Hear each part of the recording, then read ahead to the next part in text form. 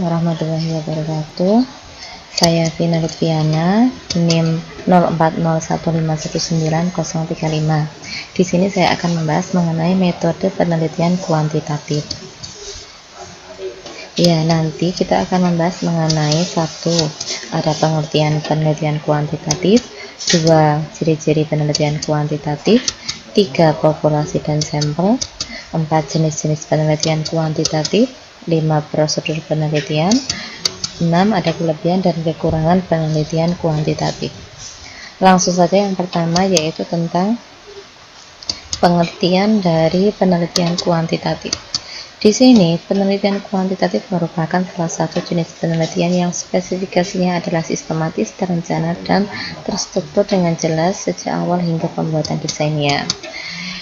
Definisi lain yaitu menyebutkan bahwa penelitian kuantitatif adalah penelitian yang banyak menuntut penggunaan angka, mulai dari pengumpulan data, penafsiran terhadap data tersebut, serta penampilan dari hasilnya.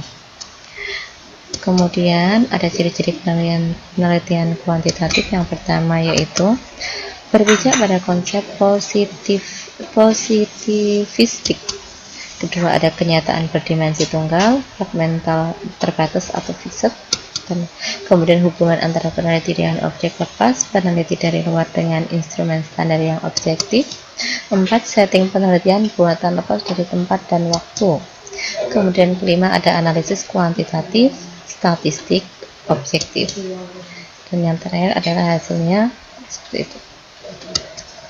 Kemudian untuk populasi dan sampelnya, yaitu populasi adalah seluruh objek yang memiliki karakteristik penelitian, sedangkan sampel yaitu bagian dari jumlah dan karakteristik yang dimiliki oleh populasi tersebut.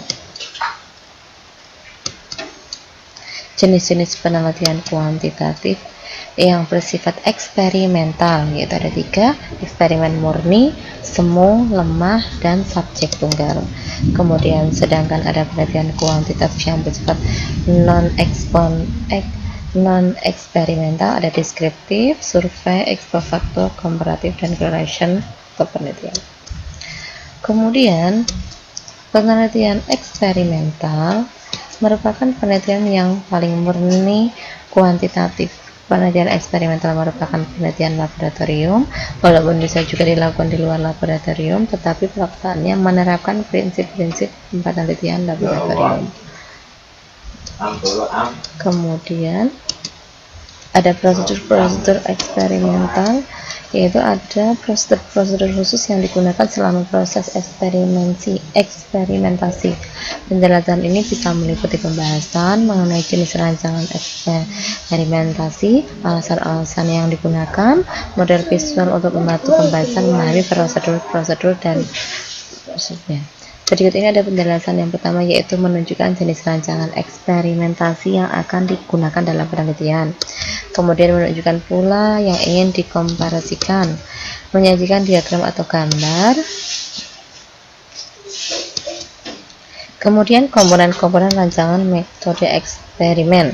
Komponen yang dikupas dalam penelitian metode kuantitatif tidak jauh berbeda dengan komponen-komponen yang dikupas dalam penelitian metode kualitatif.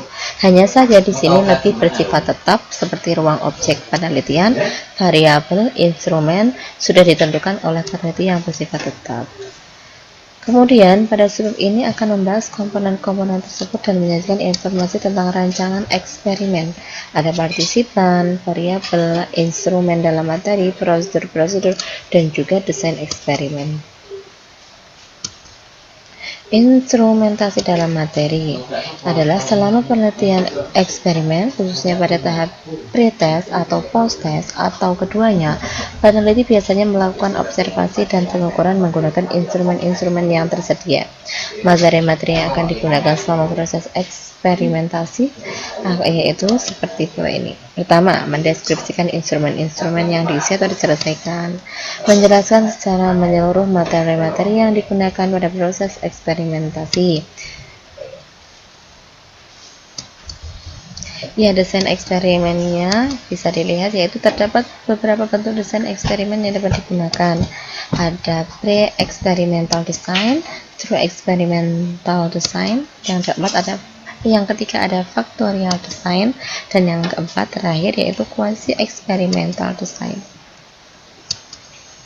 Kemudian dalam penelitian non eksperimental, yang pertama ada penelitian deskriptif, kedua ada penelitian survei, ketiga penelitian ex post facto, keempat penelitian komparatif, kelima ada penelitian korelasional, 6 ada penelitian tindakan, dan 7 ada penelitian dan pengembangan. Prosedurnya dapat dilihat, yaitu gambarnya seperti ini ya. Nah, itu adalah langkah-langkahnya, dapat dilihat sendiri secara jelas. Itu ada membuat ukuran variabelnya, kemudian melakukan treatmentnya seperti apa, menempatkan cara acaknya juga seperti apa. Analisis datanya, yaitu step pertama melaporkan statistiknya yang diukur dengan observasi pada pretest dan post-test. Kemudian yang kedua menjelaskan tes statistik inferensial yang digunakan untuk menguji hipotesis penelitian. Kemudian ada rancangannya, dan keempat, peneliti juga perlu melaporkan hasilnya. Seperti ini analisisnya.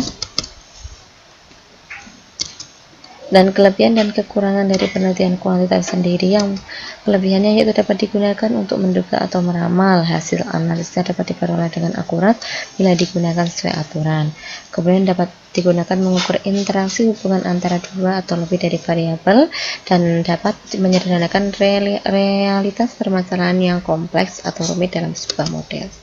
Sedangkan kekurangannya sendiri yaitu asumsi tidak sesuai dengan realitas yang terjadi atau menyimpang jauh, maka kemampuannya tidak dapat dijamin, bahkan menyesatkan.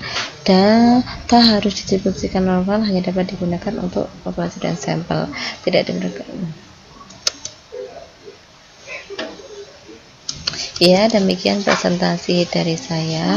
Mohon maaf apabila kekurangan. Wassalamualaikum warahmatullahi wabarakatuh.